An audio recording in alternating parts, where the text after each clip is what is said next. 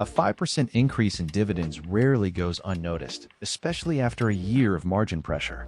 Universal Robina Corporation's board has just approved a payout of 2.10 pesos per share, signaling confidence in both cash generation and balance sheet strength. For investors, this dividend decision matters as much for its timing as its scale. Following months when earnings were restrained by elevated commodity costs, most notably coffee. Looking closer at URC's 2025 performance, the story is nuanced. Sales momentum persisted, with the company posting 124.6 billion pesos in sales for the first 9 months, up nearly 5%. Full-year sales reached 168.0 billion pesos, aided by volume-led growth across branded consumer foods and commodities. Yet, profit growth was less robust. Operating income rose marginally at first, then declined 4% for the year.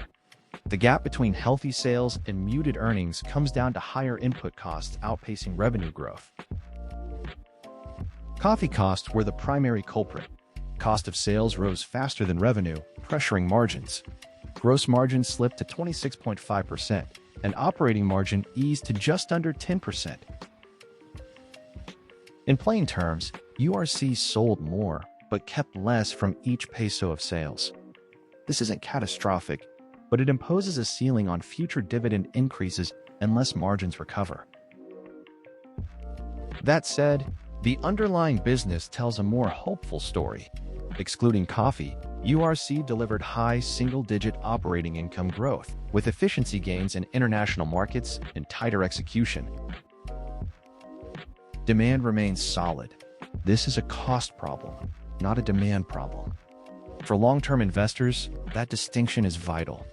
Commodity costs tend to be cyclical, while demand weaknesses threaten the business model. Segment results reinforce this view. Branded consumer food sales grew, commodities posted double-digit gains, and even the weakest division, animal nutrition, only saw a moderate decline. The core franchise appears stable, absorbing high input costs and maintaining volume growth. But how sustainable is the dividend? URC's balance sheet offers reassurance: over 10 billion pesos in cash, a strong current ratio, conservative gearing, and robust equity. These metrics signal financial stability, not strain.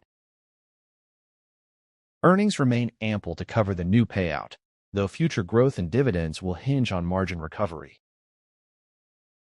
Cash flow was soft in 2025. Operating cash dropped, CapEx stayed elevated, and dividend coverage looked tight at first glance. However, some timing effects and classification around dividend funding are at play, suggesting a less dire story beneath the headline numbers. So where does this leave investors? URC's dividend hike is a measured vote of confidence, reflecting resilience amid commodity headwinds. The business is stable, leadership remains cautious, and the payout appears sustainable.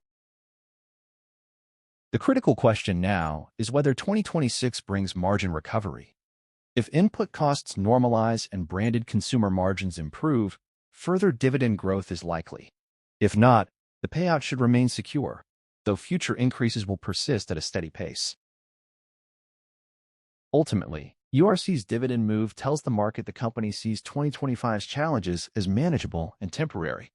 Volume-led sales, robust cash generation, and a strong balance sheet set a solid foundation for investors. The dividend is secure, but for it to become truly compelling, URC will need to prove that volume growth once again drives stronger margins and cash flow.